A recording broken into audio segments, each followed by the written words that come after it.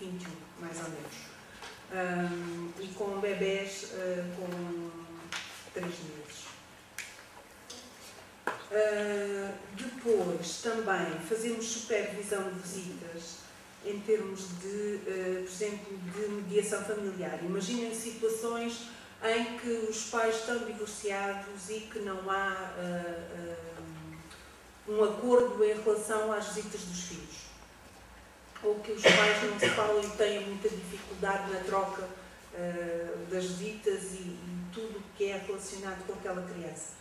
Para além do serviço de mediação familiar, que temos pessoas na equipa com formação nessa área, fazemos também supervisão de visitas. Por exemplo, situações em que, vou-vos dar um exemplo, tenho uma situação que iniciámos a semana passada, de um pedido do tribunal, de uma mãe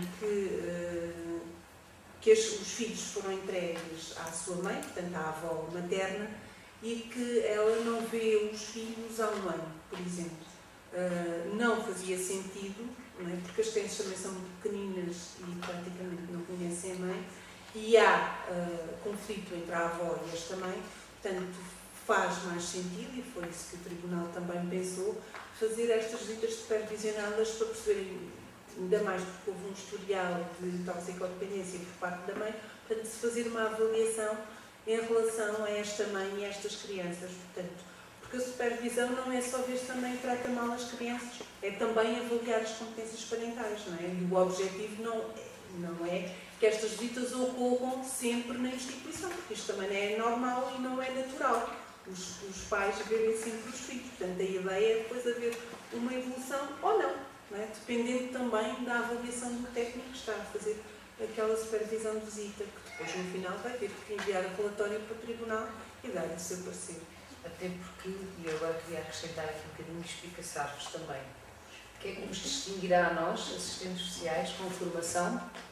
Imaginem que vocês estão a fazer uma supervisão de visita e a avaliar as interações de um pai e de uma criança, de uma filha. E numa sala estão vocês a fazer isto, e noutra sala está o vosso vizinho a fazer isto. E se calhar, se não tivermos formação específica, especializada, diferenciada, quando chegarmos ao fim da visita, eu e o meu vizinho vamos dizer assim: correu tudo fantástico, dão-se lindamente, não há aqui problemas. Não é? Portanto, isto também para vos dizer que nesta área, ou noutra qualquer, é preciso que as pessoas se formem, se especializem, que estudem, que vão a formações, que se interessem, porque senão, meus amigos, nada nos diferencia dos nossos vizinhos.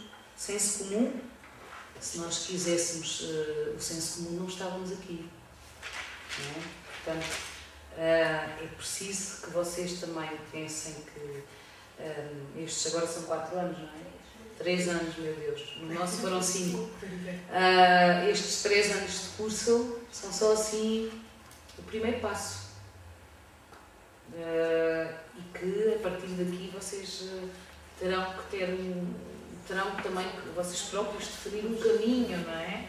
Em termos da vossa formação, porque a realidade assim o exige. Nós também temos que ser e temos o dever ético de sermos bons profissionais. E para sermos bons temos que nos formar.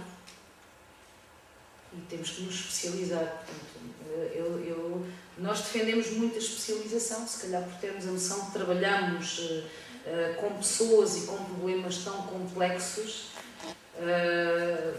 Para nós a formação é sempre bem-vinda, naturalmente, senão depois começam as angústias de que não estamos a fazer um bom trabalho e que estão ali pessoas que nos procuram e que precisam e que nós não estamos a fazer um bom trabalho, por isso também nós também temos que nos desafiar para isso mesmo. Se me permites, mais do que as angústias, a constatação de facto não estamos a fazer um bom trabalho. É por isso mesmo. Eu não sei se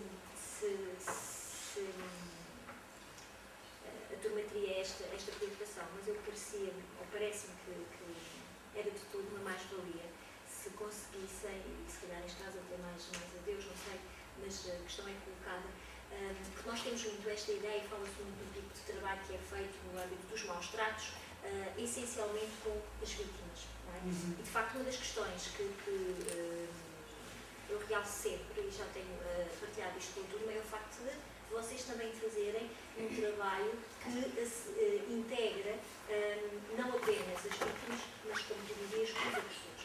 E, portanto, a questão que eu colocava, que acho que era interessante também para a turma tentar perceber em que modos e de que forma é que se concretiza ou operacionaliza esse tipo de trabalho ou de acompanhamento com um agressor ou um possível agressor, quando nós, à partida, e ainda que não seja, obviamente, não é a generalidade das situações, mas, à partida, também há, por parte do agressor, uma relutância, uma indisponibilidade para aderir de forma mais voluntária ao processo de acompanhamento ou de intervenção. Então, como é que vocês, de facto, concretizam isto em termos práticos, só para também ficar um pouco mais claro para a turma? Eu, por acaso, ia falar um bocadinho sobre isso também. Peço desculpa. Peço desculpa. Ia falar um bocadinho sobre isso, porque nós, neste momento, temos também intervenção com professores em família para crescer, no sentido da terapia familiar, nomeadamente as questões da terapia de casal. Uma vez que temos um acordo, um protocolo, sim, com o DIAP e com o DGRS, portanto, na suspensão de medidas em situações de violência conjugal. Portanto, neste momento, em termos de intervenção com agressores,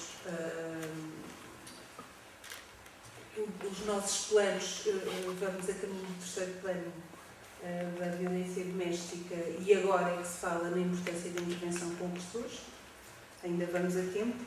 Portanto, iam para a cadeia e resolvia-se o problema, não é? Exatamente. Resolvia-se, passa a expressão, naturalmente, que não se resolvia coisa em cima neste nenhuma. caso, quando é a primeira vez, há uma suspensão da medida com acompanhamento. Nós fazemos este acompanhamento em terapia de casal quando já não acontecem situações de violência conjugal há algum tempo, quando o casal quer continuar a viver juntos, não é?